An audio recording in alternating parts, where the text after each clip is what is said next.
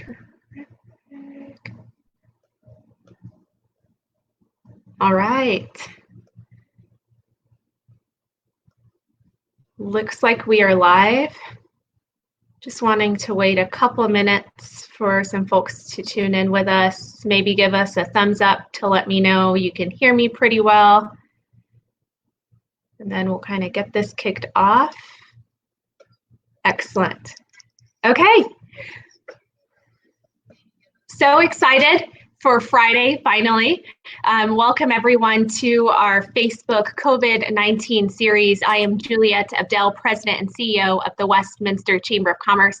If this is your first time on our page, please make sure that you like and follow us, and also find us on other platforms like our Instagram and Twitter at Westy Chamber, and on YouTube as well. I'm excited to share with you today's updates from the Westminster Public Schools District. So as you know, Westminster is served by 3 school districts. Our main one is WPS.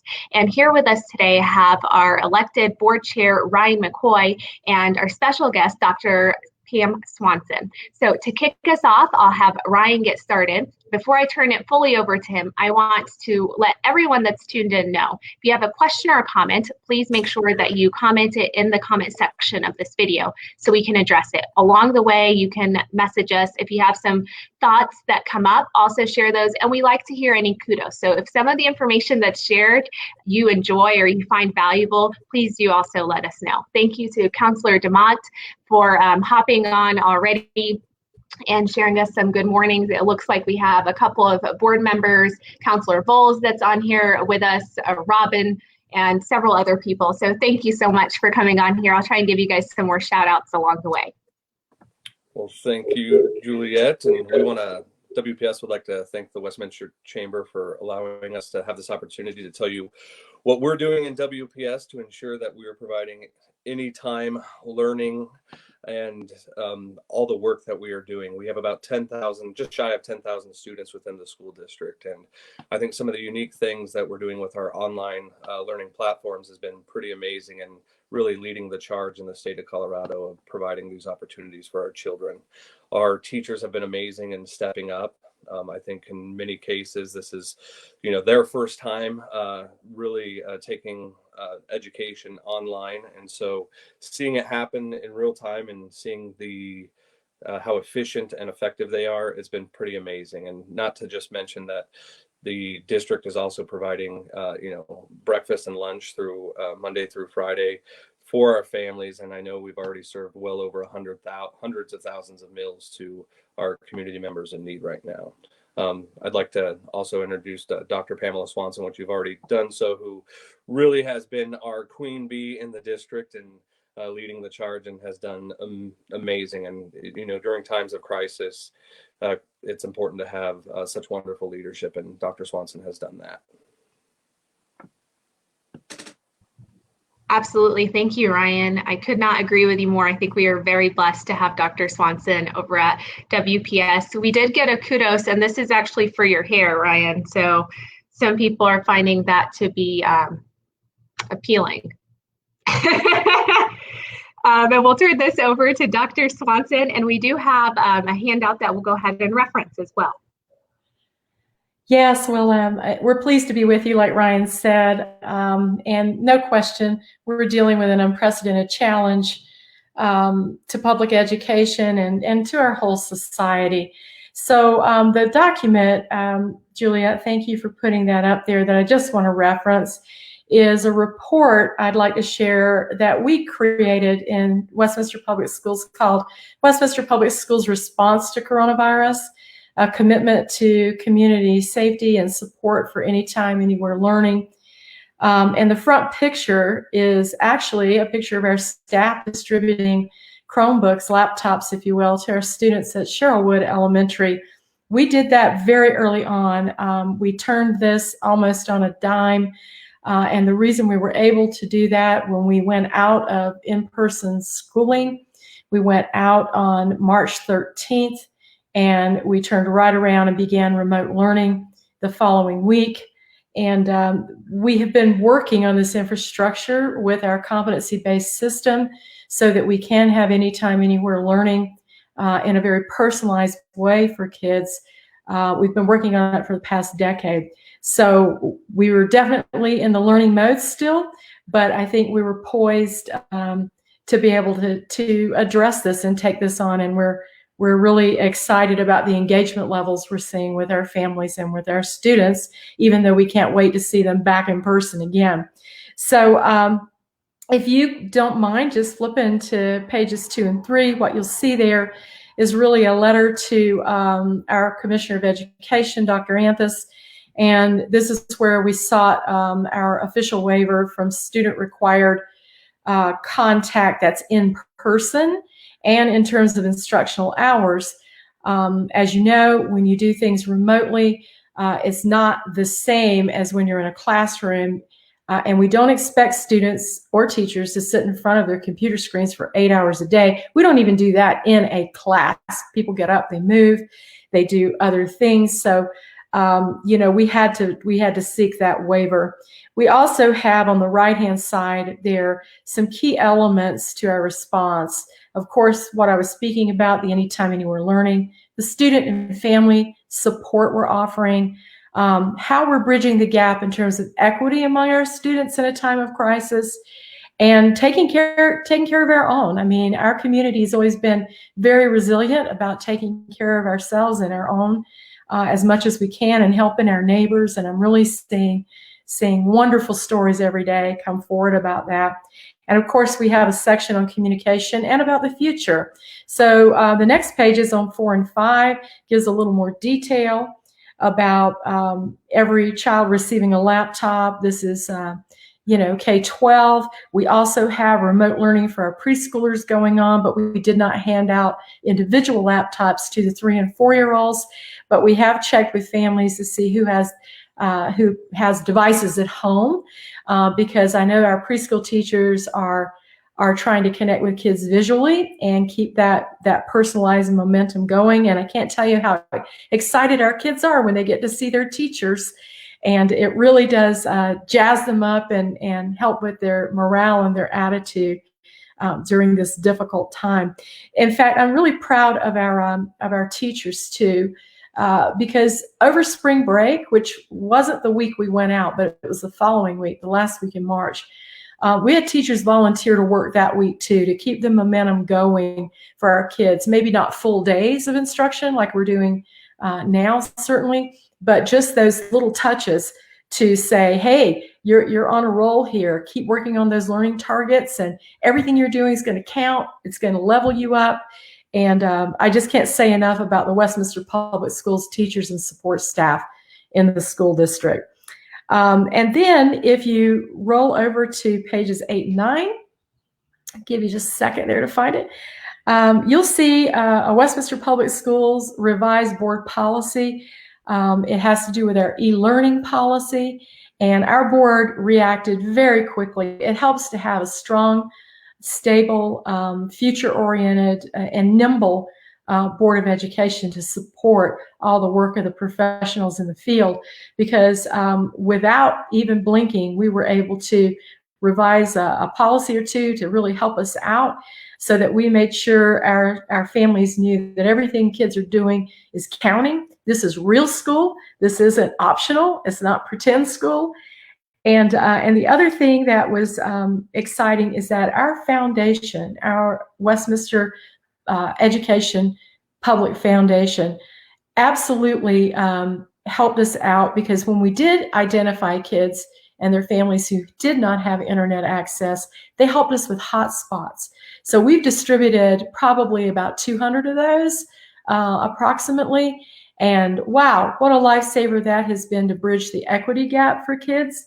And our backbone of our system is something called Empower. We use that in a very granulated way, so that we can see down to the very specifics of each child and each learning target each child is working on, so that they can continue that learning just as they would if we were in person right now. So I can't say enough about that. So we are tracking engagement.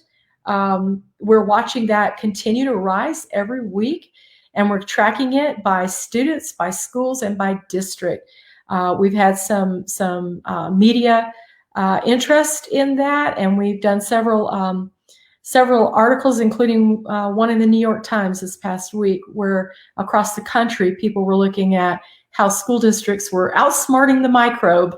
That was the title of the story, and it ran in the New York Times Sunday paper, and listed Westminster Public Schools as one of those innovators. So again, I'm blessed to work with an incredible team.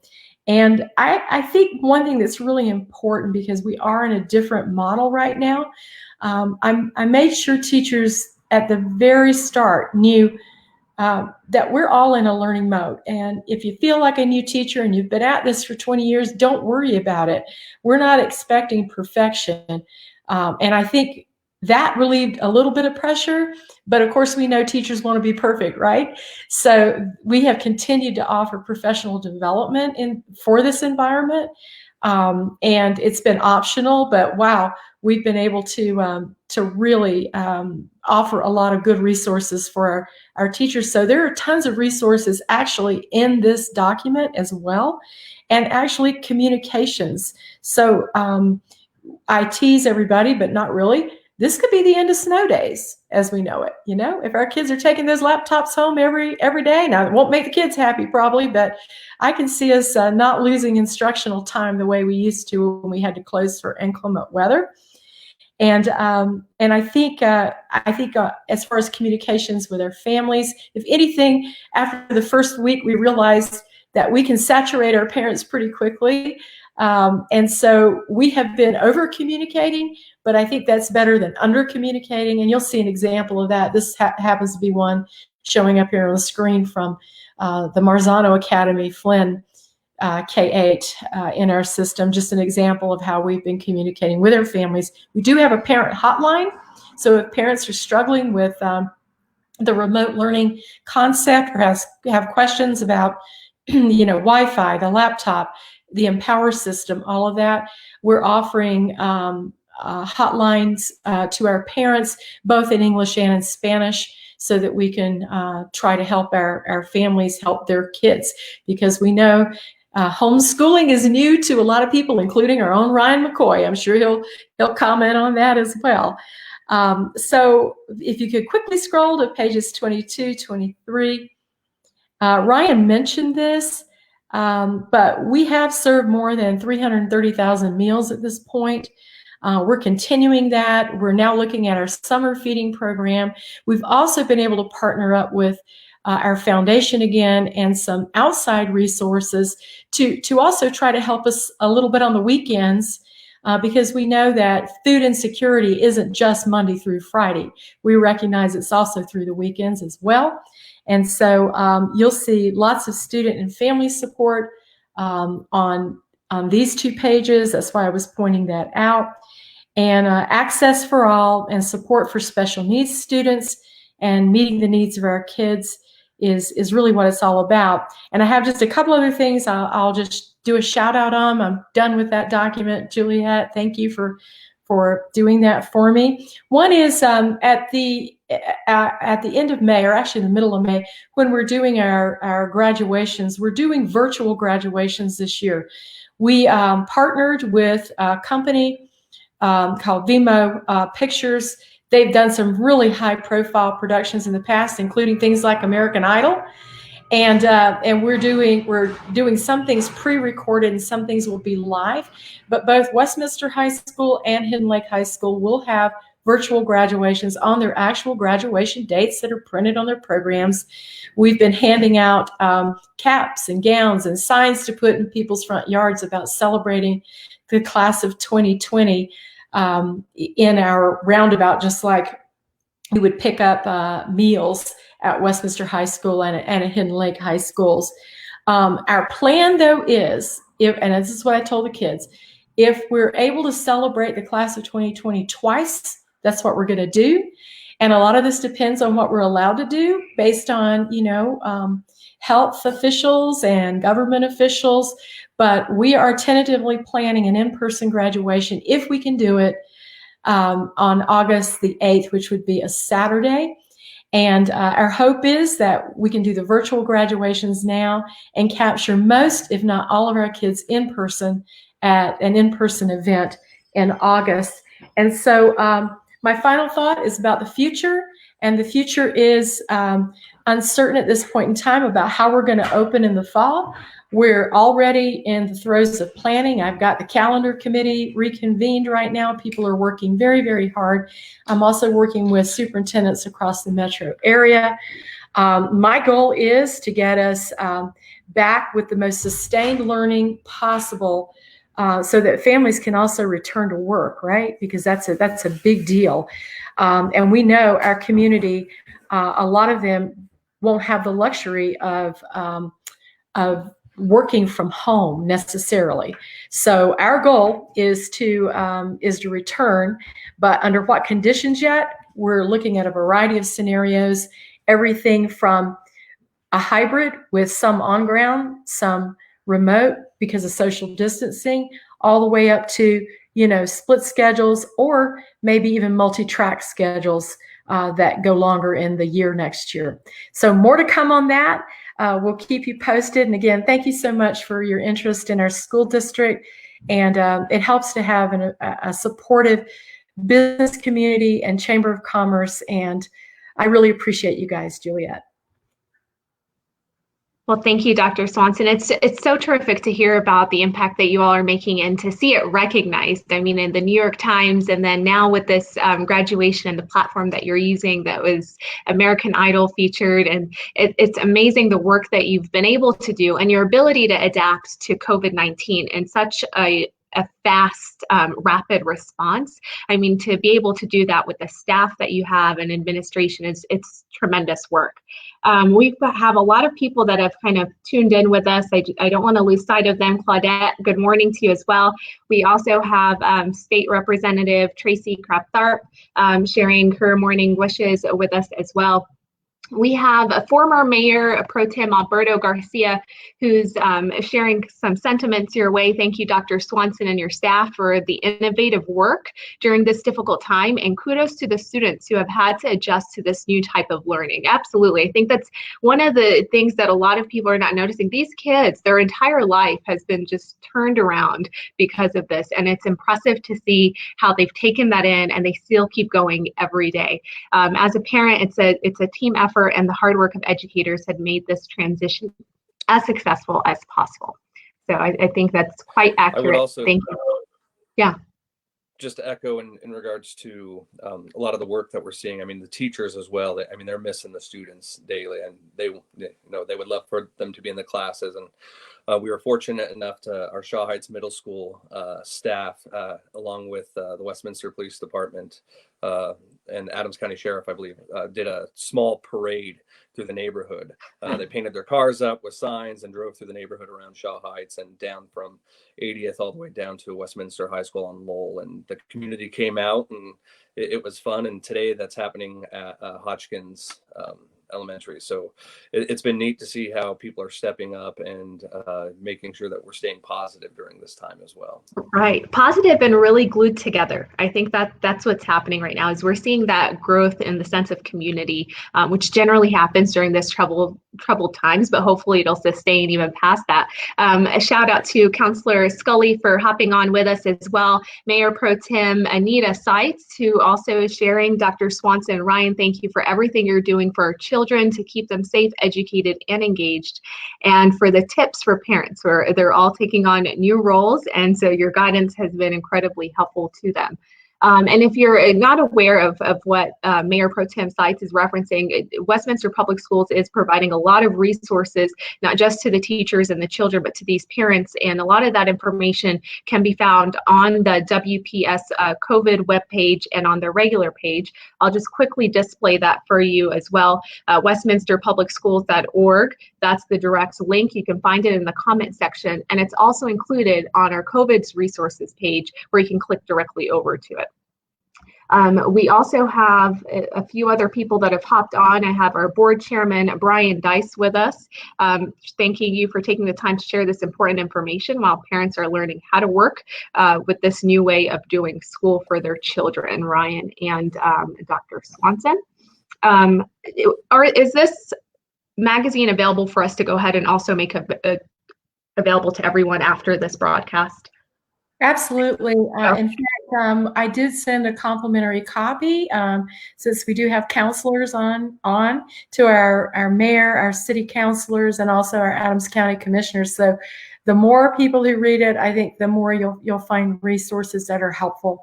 Terrific. So we will include this in the link in our comment section. We'll also post it on the resources page and include it in an email. So Robin, I hope that answers your question. You'll be able to zoom in and get all of the details from that magazine, since it was a little bit smaller displaying it on here.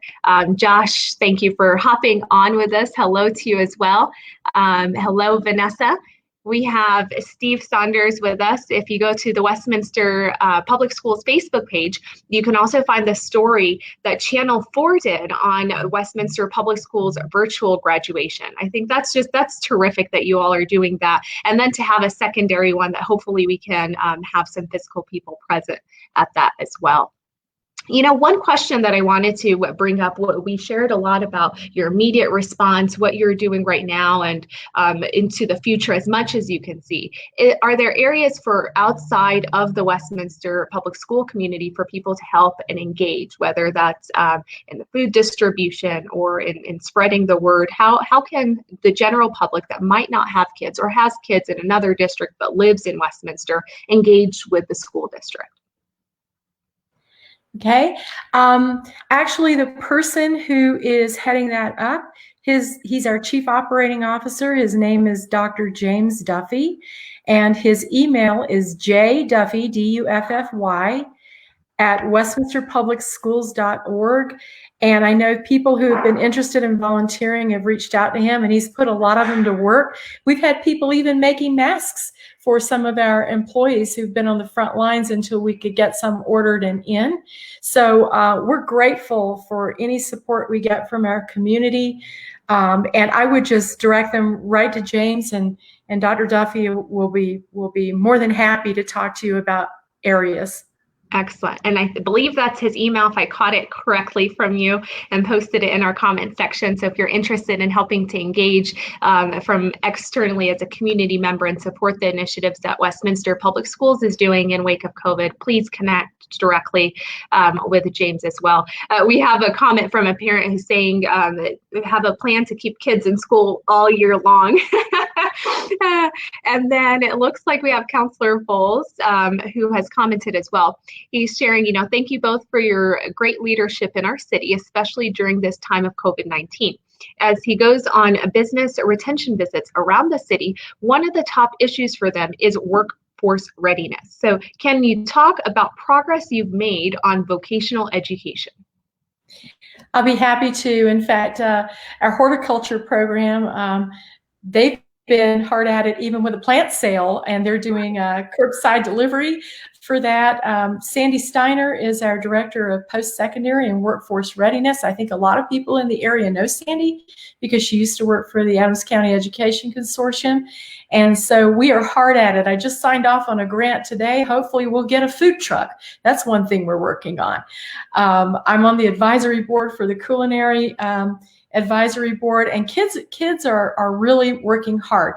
We do have some tests that will have to be taken in person, and so we're working that out right now so that our kids don't miss a beat. Our goal is for kids to either graduate ready to go to a post-secondary institution, or they have a license or some other type of certificate or credential that will put them into a high-paying job when they leave us. So workforce readiness is a huge component in our school district. And I know, Ryan, you're always paying attention to this. If there's anything you want to add, please do. I would just say the Board of Education is extremely dedicated and committed to career technical education and vocational trades. We know that it's an opportunity for not just to better the community, but many students, that's why they like coming to school, is because some of these programs that they have. When we are able to reconvene as a community and back in school, we do have career technical education day where we have competitions, and we do, for the most part, Julia, I've seen you there before. But we bring the community in, and you get to see the amazing things that our students are doing. And we were very fortunate during our last mill levy, our 4A campaign, where we were able to invest more money. When the voters voted yes and supported it, we were able to put more funds towards CTE, and we'll continue to grow those out. And I think the one great thing about each CTE program is they have advisory boards, which consist of content experts, and it's community members who are helping us to build these programs and to ensure that our students are successful in getting the education that they need so that they can enter the workforce if they desire to after high school. Yes, and I have been privy to some of those trainings. So I have seen a lot of the work that you're doing. And Counselor Bowles and anyone else that's kind of tuned in, if you really want a deep dive on a lot of what WPS is doing related to workforce readiness, hopefully we'll still have our State of the City. That's generally the end of August. And we do feature Superintendent Swanson for a lot longer than just this 10 minutes video. And she'll go in a little bit more detail on other areas that they're doing. But know that they do have robust programming from various scholarships to help kids get into other programs even after they're graduating and things like that. Counselor DeMott asked a question. I think we kind of touched on this with the future being unknown, but his question is, if the governor says no school in the buildings in the fall, will you have a shortened school year or start the year online, or do you know yet? When we had a conversation, meaning superintendents, with the governor, the last conversation we had, he told us to be ready with multiple scenarios, including a remote option, which that won't be a problem for Westminster Public Schools. And we would totally, if that was the worst case scenario, we would totally start there. But I'm very hopeful that that won't be the case. And in fact, I think there was a newspaper article in Colorado Springs that took the governor's words out of context. Somebody who was on that call, he was none too happy about that, I might add. And I talked to a reporter later. I said, he never told us that we're going back to school in January. He never told us that. And so I'm planning right now that we're coming back in some fashion, even if we have to have strict rules and guidelines, whether it's masks, sanitizers. I'm not sure yet about the number of people that we can have in one setting. But we're gearing up to probably have a plan A, a plan B, and a plan C, to be quite honest. And we're also surveying our community.